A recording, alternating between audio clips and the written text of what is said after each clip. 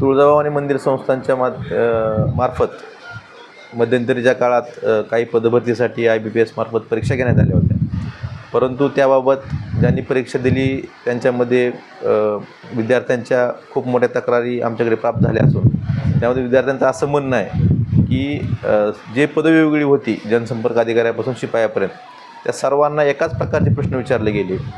त्यांनी त्याचबरोबरीनं hall ticket जे होते ते हॉल तिकीट त्यांनी जमा करून घेतले ज्या परीक्षा केंद्रावर परीक्षा होती ती.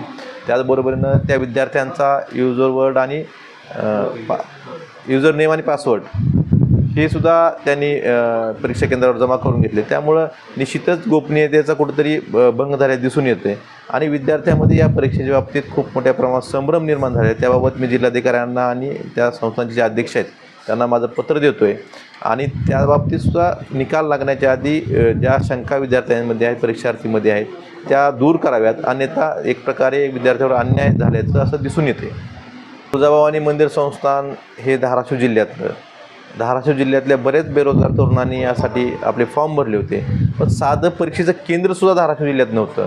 धाराशिवच्या विद्यार्थ्यांना छत्रपती संभाजीनगरला पुण्याला ही परीक्षा देण्यासाठी जावं लागलं.